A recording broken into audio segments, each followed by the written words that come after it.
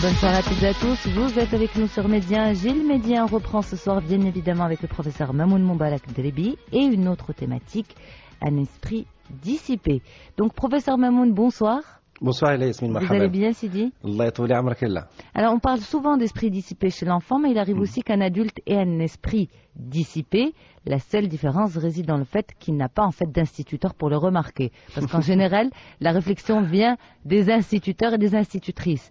Mais la question principale reste de savoir pourquoi la personne a-t-elle un esprit dissipé ou pourquoi son esprit devient-il dissipé? Et aussi, est-ce qu'un enfant à qui on a mis cette remarque enfant dissipé, eh bien, c'est finalement c'est par rapport à son esprit ou par rapport à ses actes? Alors, d'abord, il faut que nous arrivions à comprendre le processus. Manque de concentration. C'est-à-dire qu'il y a quelque chose qui s'appelle la concentration. Et quand nous analysons ce processus de la concentration, c'est d'abord un processus que nous pourrions qualifier de culinaire. Lorsque vous préparez une sauce pour les spaghettis bolognaises, nous préparons la sauce à partir de tomates qui sont diluées dans de l'eau naturelle. Nous allons faire travailler tout cela avec les ingrédients à petit feu jusqu'à obtenir une sauce concentrée. Vous voyez, Madame Yasmine? Parfaitement, vous êtes bien renseigné, professeur.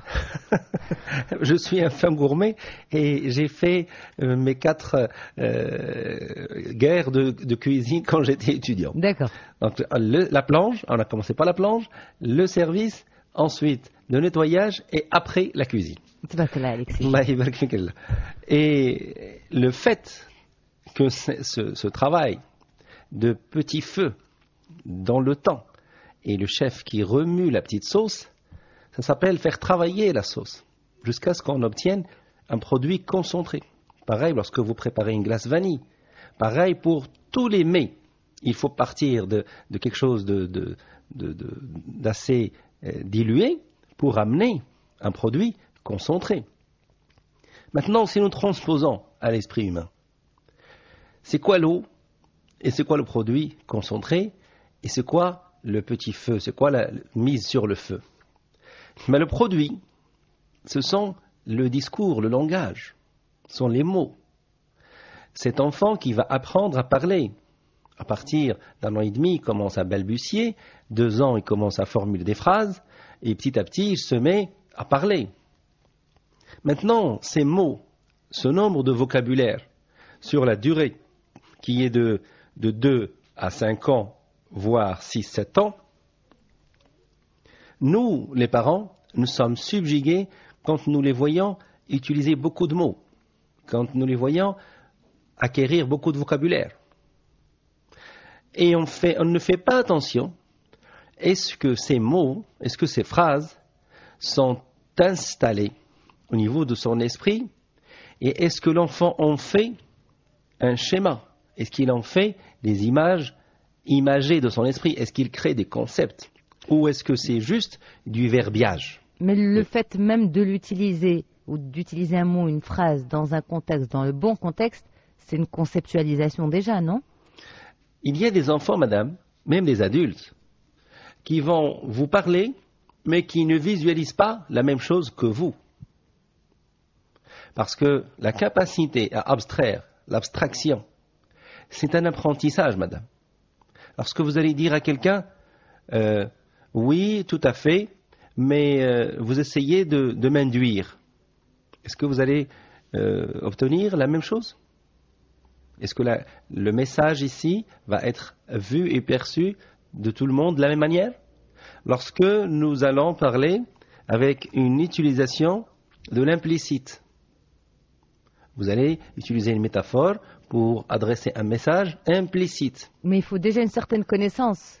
Voyez cette connaissance-là.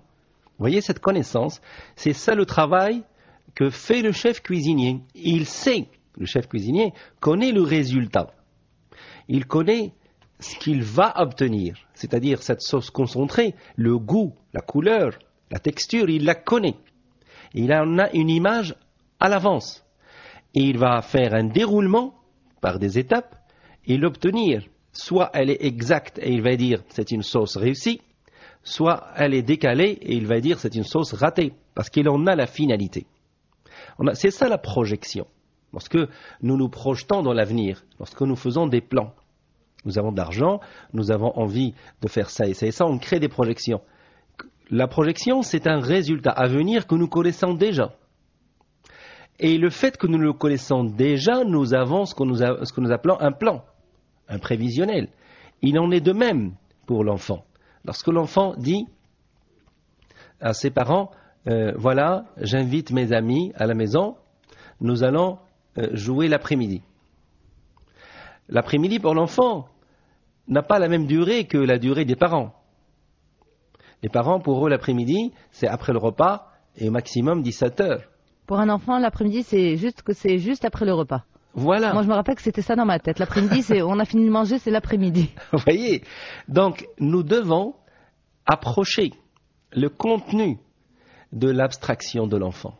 Nous devons aller au-delà de la simple expression. أنا هاد العشية غندير المراجعة. واخا ولدي شحال المادة وشحال الوقت؟ العشية كلها. لا ولدي بزاف. حيث يقدر هو يسمي العشية كلها.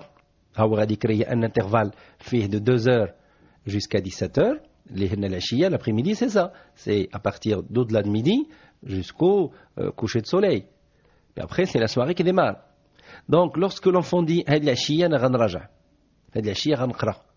بالنسبة للباه اللي هو انفورماتيسيان ولا لسامير كي في لي فينانس غيتكري عندها واحد الانترفال من 2 حتى ل6 ولا من 1 حتى ل6. ملي غتجي وغتلقى ولدها مع 4 في البارك كيلعب الكره غتقول ليه انت كذاب. Tu m'as promis que tu allais travailler toute l'après-midi. Mais ما وضحناش la durée de l'expression. ولدي واش عارف l'après-midi شحال فيها ساعه؟ واجي تشوفها. هاي كتبدا من هنا ونحطوا ان calendrier. C'est un jeu qui commence très tôt.